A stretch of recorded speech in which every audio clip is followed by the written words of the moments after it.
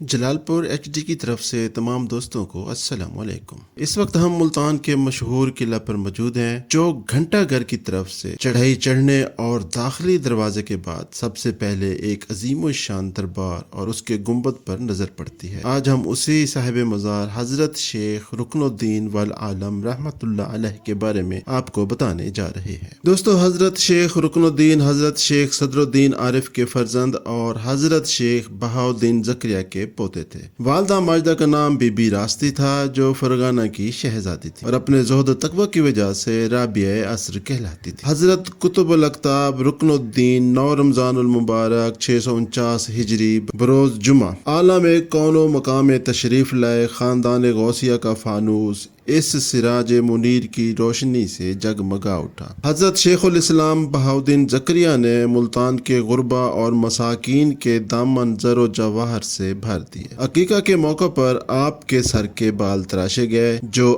اب تک تبرکات میں محفوظ ہیں۔ حضرت بہاؤالدین زکریا نے مولود مسعود کا نام رکن الدین رکھا تھا، لیکن حضرت خواجہ شمس الدین سبزواری نے بچپن میں جب ان کی جبین شرافت سے سعادت مندی کے آثار دیکھے تو رکن الدین کے ساتھ والعالم کا اضافہ کر گویا اس کا مطلب یہ تھا کہ یہ برخوردار دین و دنیا دونوں کا رکن رکین بنے گا۔ حضرت کی والدہ حضرت بی بی راستی، جنہوں نے اپنے خسر حضرت غوث بہاؤالدین زکریا کے زیر سایہ باطنی اور روحانی تعلیم و تربیت حاصل کی، ان کو قرآن مجید کی تلاوت سے بہت ہی زیادہ شوق تھا۔ روزانہ ایک بار قرآن مجید ختم کرتی تھیں۔ حضرت رکن الدین کی ولادت سے پہلے حضرت زکریا ملتانی رحمت اللہ علیہ نے یہ بشارت دی تھی کہ ان کی وجہ سے خاندان کا چراغ روشن ہوگا۔ صاحب مرات المناقب لکھتے ہیں کہ بی بی راستی حضرت کو دودھ پلانے سے پہلے وضو کر لیتی تھی۔ آپ حافظہ قرآن تھی، اس لیے لوری کے بجائے قرآن مجید تلاوت فرمایا کرتی۔ اسی حالت میں اگر اذان کی آواز سنائی دیتی تو حضرت رکن الدین والعالم دودھ پینا چھوڑ دیتے تھے اور غور سے اذان سننے لگتے۔ رات کو بی بی صاحبہ جب تہجد کے لیے بیدار ہوتی،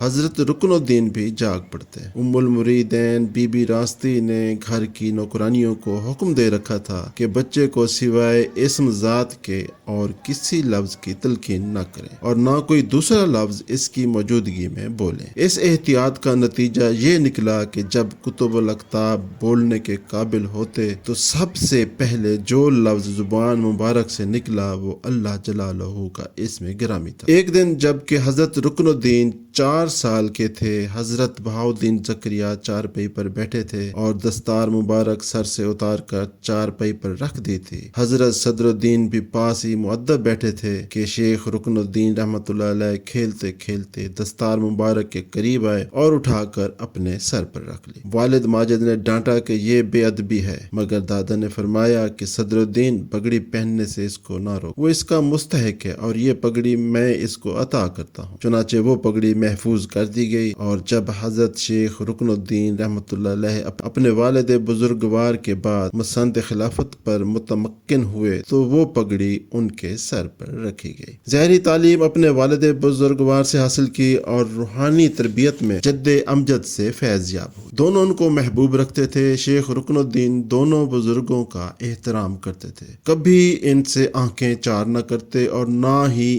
ان کے سامنے بلند آواز سے بولتے۔ اس دوران بزرگوں کی صحبت میں انہوں نے روحانی کمالات حاصل کیے۔ حضرت شیخ رکن الدین رحمت اللہ علیہ کے خلیفہ حضرت جہانیہ جہاں گشت رحمت اللہ علیہ اپنے ملفوظات میں فرماتے ہیں کہ جب شیخ رکن الدین رحمت اللہ علیہ کا کام کمال کو پہنچا تو تہجد کے وقت سے دوپہر تک ریاضت و عبادت میں مشغول رہتے۔ 36 سال کی عمر میں جب اپنے والد بزرگوار کی خلافت پر بیٹھے تو ہر گوشہ سے لوگ خدمت حاضر ہو کر فیض یاب ہوئے۔ جو بھی سائل آتا حاجت روائی ضرور فرماتے، اسی لیے قبلہ حاجات بھی کہلاتے تھے۔ مجلس میں جس کے دل میں کوئی بات آتی تو اس کا ان کو کشف حاصل ہو جاتا اور اس کی دل جوئی فرماتے تھے۔ آپ سلاطین و مشائخ دونوں سے ملتے، مگر ان کے مراتب کے حدود حدود کو ملحوظ رکھ کر تعلقات قائم کرتے۔ سلطان علاء الدین خلجی کے زمانے میں ایک بار ملتان سے دہلی تشریف لائے تو سلطان نے شاہی کروفر کے ساتھ ان کا استقبال کیا اور بڑے اعزاز و کرام کے ساتھ ان کو دہلی لایا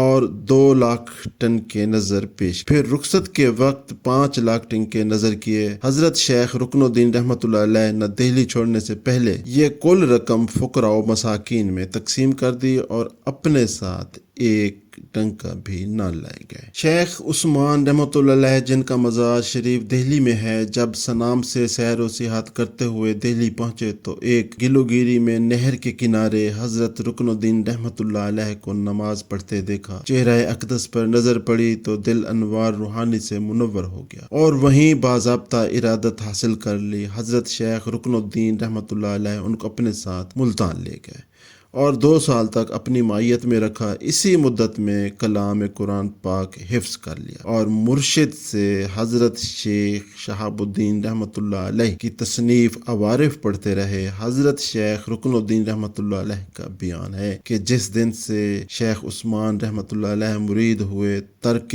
دنیا اختیار کر لی ہے۔ ایک تہ بند کے علاوہ ان کے پاس کوئی چیز نہیں رہتی تھی، اس لیے بے سر و سامانی کی حالت میں حج کے لیے تشریف لے گئے۔ مدینہ منورہ میں 1 سال رہ کر 2 مرتبہ حج بیت اللہ کا شرف حاصل کیا۔ طواف کے دوران چشم بینا سے دیکھا کہ حضرت خضر علیہ السلام ان کے سر پر سایہ کیے ہوئے ہیں۔ یہ دیکھ کر بے چین ہو گئے اور اسی وقت دوسرے ممالک کی سیر کو روانہ ہو گئے۔ 7 برس بعد ملتان لوٹے تو مرشد نے گلے لگا لیا اور سر کو بوسہ دے کر فرمایا، تم نے بہت اچھا کام کیا کہ جس دن اپنے سر پر حضرت خضر علیہ السلام کا سایہ دیکھا اسی وقت مسافرت اختیار کر لی، ورنہ مخلوق کے فتنہ پر پڑ جات، اور اپنی دستار ان کے سر پر باندھی اور چند روز ٹھہرا کر دہلی روانہ کر دیا۔ حضرت شیخ رکن الدین رحمۃ اللہ علیہ کے تعلقات سلاطین وقت سے بھی تھے، مگر یہ تعلقات محض خدمت خلق اللہ کی خاطر تھے۔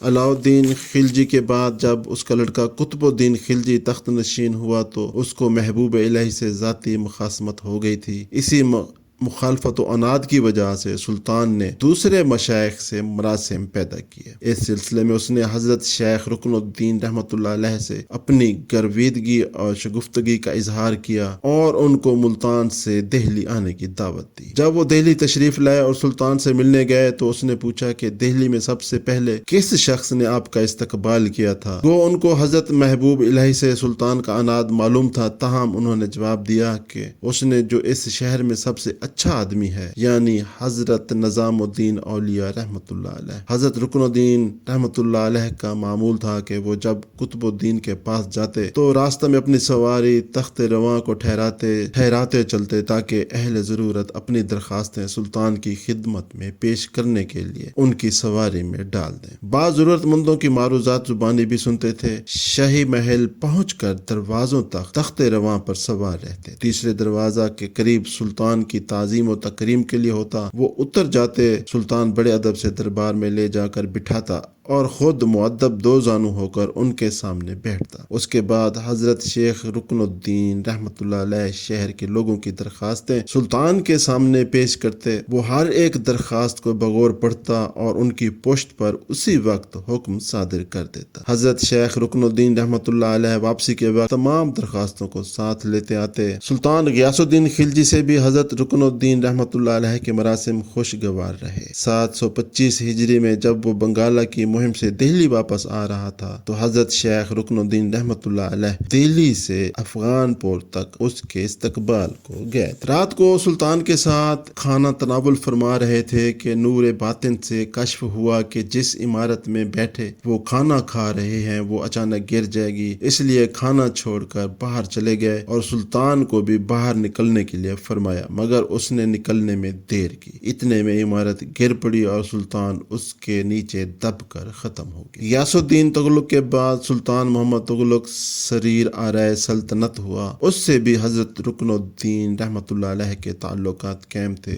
اور اس کے یہاں آ کر مہمان ہوئے۔ یہ زمانہ محبوب الہی رحمۃ اللہ علیہ کے مرض الموت کا تھا۔ حضرت شیخ رکن الدین رحمۃ اللہ علیہ ان کی عیادت کے لیے آئے تو وہ عالم تحیر میں تھے۔ مریدین پریشان ہوئے کہ اس عالم تحیر میں دونوں کی ملاقات کیسے ہوگی، لیکن حضرت محبوب الہی کا تحیر جاتا رہا۔ حضرت شیخ رکن الدین رحمۃ اللہ علیہ کو دیکھ کر چارپائی سے نیچے اترنا چاہتے تھے، مگر غایت جوش کی وجہ سے نیچے نہ اتر سکے۔ اس لیے حضرت شیخ رکن الدین کو چارپائی پر بیٹھنے کو کہا، لیکن حضرت شیخ رکن الدین رحمۃ اللہ علیہ نے چارپائی پر بیٹھنا پسند نہ فرمایا۔ ایک کرسی لائی گئی تو وہ اسی پر بیٹھے۔ حضرت شیخ رکن الدین رحمۃ اللہ علیہ نے سلسلہ کلام شروع کرتے ہوئے فرمایا کہ انبیاء کو موت اور زندگی کا اختیار ملتا ہے۔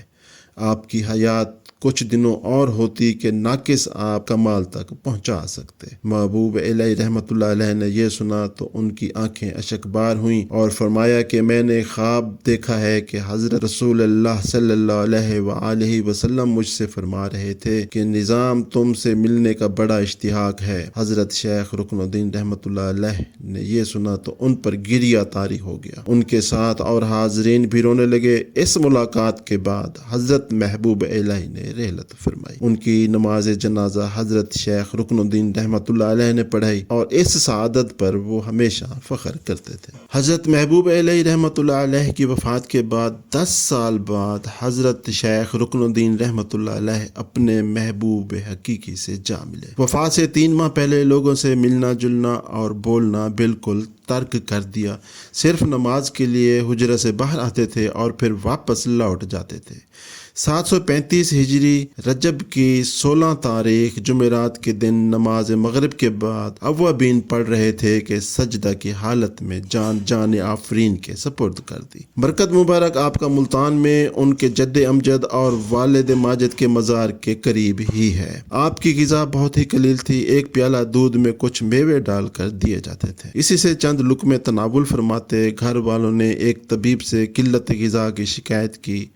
طبیب نے غذا منگوا کر دیکھی اور اس میں سے چند لقمے خود کھائے۔ کھانے کے بعد اس نے گرانی محسوس کی اور کہا اب 7 دن کھانے کی حاجت نہ ہوگی، کیونکہ بزرگوں کے کھانے میں کمیت سے زیادہ کیفیت ہوتی ہے۔ آپ وضو فرماتے تو اس کے بعد دعا پڑھتے۔ ایک روز وضو سے فارغ ہوئے تو دعا نہیں پڑھی بلکہ صرف الحمدللہ کہا۔ خادم خاص نے ان کے نانا سے عرض کر دیا کہ آج حضرت نے صرف الحمدللہ کہا اور کوئی دعا نہیں پڑھی۔ وہ حضرت شیخ رکن الدین رحمۃ اللہ علیہ کے پاس آئے اور واقعہ دریافت کیا۔ حضرت شیخ رکن الدین رحمۃ اللہ علیہ نے فرمایا آج وضو میں دنیا اور آخرت کا خیال دل میں نہیں آیا تو میں نے سمجھا کہ آج میرے وصال کا دن ہے، اس لیے صرف الحمدللہ کہا۔ حضرت شیخ رکن الدین رحمۃ اللہ علیہ کی کسی تصنیف کا کہیں کوئی ذکر نہیں، مگر مجمع الاخبار میں ان کے وصیف و ملفوظات درج ہیں، جن کے کچھ اقتصابات اخبار الاخیار میں نقل کیے گئے ہیں۔ آپ کا مقبرہ تاریخی اور تعمیری خصوصیات کے باعث بجا طور پر ملتان کی قدیم عظمت کا نشان کہا جاتا ہے۔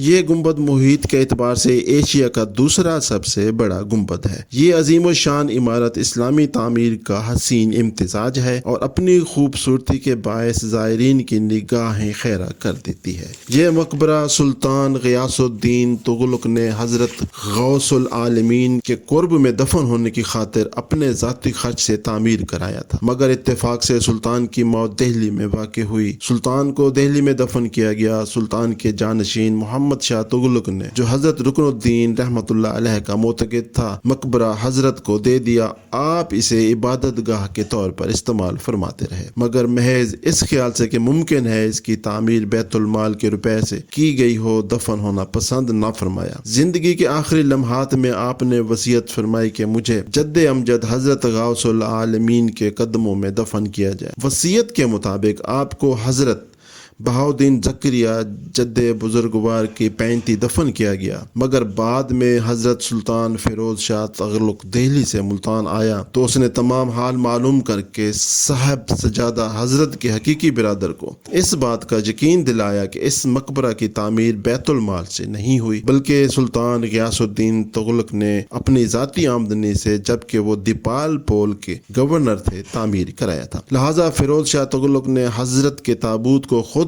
کندھا دے کر اس مقبرہ میں منتقل کیا۔ اس وقت ہزاروں تعداد میں مریدین و عوام موجود تھے۔ آپ کے خلفاء کی تعداد یوں تو کافی ہے، مگر خاص خلفاء کے اس میں گرامی یہ ہے: سلطان الطارقین حمید الدین رحمۃ اللہ علیہ، حاکم مخدوم جہانیہ جہاں گشت بخاری رحمۃ اللہ علیہ، حضرت حاجی صدر الدین چراغ ہند رحمۃ اللہ علیہ، شیخ وجیہ الدین سیاح رحمۃ اللہ علیہ، مولانا ظہیر الدین رحمۃ اللہ علیہ، مولانا علی بن احمد غوری رحمۃ اللہ علیہ، شیخ عمر غوری رحمۃ اللہ علیہ۔ دوستو اس کے ساتھ ہی ہمیں اجازت دیں، ایک نئے پروگرام کے ساتھ آپ کی خدمت میں حاضر ہوں گے۔ اللہ حافظ۔